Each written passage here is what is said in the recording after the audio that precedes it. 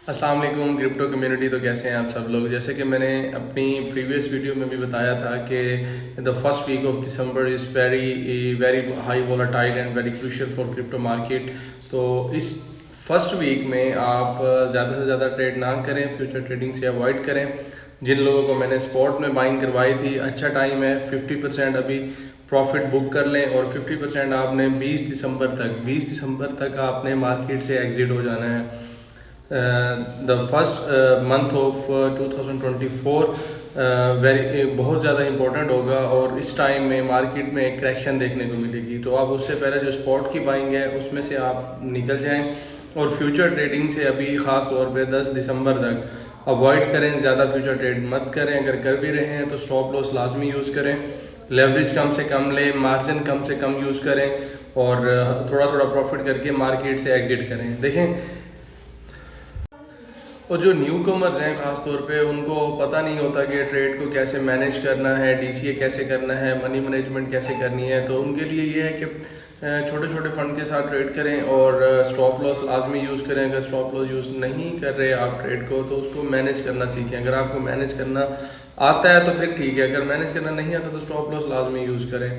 और डीसीए, कुछ लोगों का मुझसे क्वेश्चन आया था कि सर डीसीए के बारे में बता दें कि डीसीए क्या होता है और कैसे अप्लाई कर सकते हैं। देखें, आपने कोई किसी भी कॉइन में ट्रेड ओपन की, फॉर एग्जांपल आपने लिंक कॉइन में ट्रेड ओपन की, लिंक की प्राइस चल रही थी फॉर एग्जांपल $15 या $16 पे आपने फर्स्ट एंट्री कर दी, आपने उसको कर दिया शॉर्ट की पोजीशन एक ओपन कर दी $16 पे। अब वो कॉइन जो है वो कंटिन्यूसली आपके ऑपोजिट डायरेक्शन में जा रहा है। 16 से वो चला गया 17 पे। 16 पे आपने देखा कि उसकी एक रिजेक्शन थी, बट क्या हुआ, उस रिजेक्शन को उसने ब्रेक किया और वहाँ से पंप किया। और अब आप देखेंगे कि उसकी नेक्स्ट रिजेक्शन कहाँ पे है। या पहले तो आप स्टॉप लॉस यूज़ करें उस रिजेक्शन से थोड़ा सा ऊपर। अगर आप स्टॉप लॉस यूज़ नहीं करें तो आप उसकी नेक्स्ट रिजेक्शन देखेंगे, नेक्स्ट रिजेक्शन उसकी कहाँ पे है। $16 पे फर्स्ट एंट्री की, नेक्स्ट जो उसकी रिजेक्शन है वो है $18 पे। तो $18 के आसपास आप उसका एक डीसीए करेंगे। डीसीए मतलब जैसे ही आपने फर्स्ट एंट्री ली, लिंक को सर्च किया, सर्च करने के बाद जितना आपने लगाना था उसमें आपने उसकी वैल्यू पुट की, वैल्यू पुट करने के बाद शॉर्ट कर दिया तो आपकी ट्रेड एक्टिव हो गई। ऐसे ही डीसी होता है, आपकी ट्रेड एक्टिव है, चल रही है, वही टैब आप ओपन करेंगे, जितने डॉलर का आपने डीसीए करना है वो वैल्यू में पुट करके अगेन उसको शॉर्ट पे क्लिक कर देंगे तो आपका वो डीसीए पुट हो जाएगा।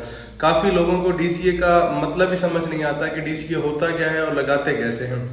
डीसीए का यही मतलब होता है कि अगेन एंट्री करना। जब अगेन एंट्री करेंगे आपने, फॉर एग्जांपल आपने $16 पे पहली एंट्री की और 18 पे आपने डीसीए किया और सेम एवरेज सेम वैल्यू आपने लगाई। पहली ट्रेड भी आपकी $50 की थी, दूसरी भी आपका जो डीसीए था वो भी $50 का था, ठीक है। तो आपकी जो एंट्री हुई वो $100 की ओपन होगी। अब तो फर्स्ट एंट्री आपने $16 पे ली थी, सेकंड एंट्री आपने $18 पे ली। अब जो आपकी एवरेज बनेगी वो $17 बनेगी। जैसे ही वो कॉइन 18 से वापस आएगा 17 तक आता है, 17 तक आता है, जो आपका जितना लॉस था वो लॉस आपका रिकवर हो गया, ठीक है। अब अगर वो 16 तक आता है, 16 तक जहाँ पे आपकी फर्स्ट एंट्री थी, अगर आप डीसीए ना किया होता तो 16 पे आपकी रिकवरी होती। अब आपकी रिकवरी जो है, लॉस की रिकवरी जो है वो $17 पे ही हो रही है। 16 तक आती है तो वो आपका प्रॉफिट होगा, प्रॉफिट स्टार्ट हो जाएगा। तो अब 16 के आसपास उस ट्रेड से एग्जिट भी हो सकते हैं, एग्जिट होके आप अपना प्रॉफिट बुक कर लें, ठीक है। ये डीसीए की एक सिंपल सी मैंने आपको स्ट्रेटेजी बता दी है। जिनको जो न्यूबीज हैं, जिनको बिल्कुल भी नहीं पता डीसीए होता क्या है, उसको पुट कैसे करते हैं, उम्मीद है कि आपको समझ आ गई होगी। दूसरा मनी मैनेजमेंट, मनी मैनेजमेंट ये दोनों अलग टॉपिक हैं। मैं ऐसे छोटा छोटा करके एक्सप्लेन कर रहा हूँ ताकि आपको दोनों ही क्लियर हो जाए। मनी मैनेजमेंट में ये होता है कि आपके पास फॉर एग्जांपल आपके पोर्टफोलियो में फंड है $100 का। $100 से आप फ्यूचर ट्रेडिंग में ट्रेड कितनी ओपन करते हैं? मैं तो रिकमेंड करता हूँ कि 5% से ज़्यादा आपने ट्रेड नहीं लेनी और 5 से 6x से ऊपर आपने लेवरेज भी नहीं लेना। जितना ज़्यादा लेवरेज होगा, जितना ज़्यादा मार्जिन होगा, लॉस के चांसेस उतने आपको ज़्यादा होंगे।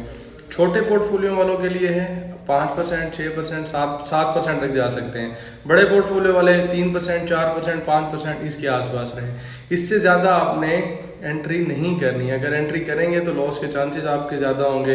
अगर आप किसी ट्रेड में स्टॉप लॉस यूज़ नहीं भी कर रहे तो आपको होल्ड भी करना पड़ता है, वेट भी करना पड़ता है। तो कम से कम आप क्रॉस में हैं और आपकी लिक्विडेशन बहुत दूर है, आपको टेंशन नहीं होगी कि आपका अकाउंट लिक्विडेट हो जाएगा।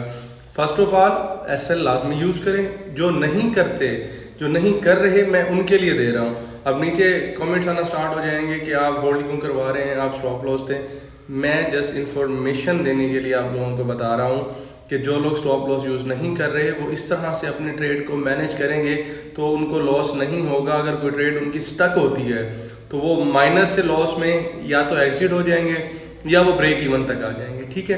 तो इन चीज़ों को मद्देनज़र रखते हुए आप ट्रेड लें, एक मनी मैनेजमेंट और एक DCA, ये दोनों चीज़ें आप साथ लेके चलें। फंड कम यूज़ करें, आपको कभी भी लॉस नहीं होगा। अगर लॉस होता भी है तो बहुत माइनर सा लॉस होगा। फिर वही बात कर रहा हूँ, टेक्निकल नहीं आता, फंडामेंटल नहीं आता, पहले तो ट्रेड करें ना।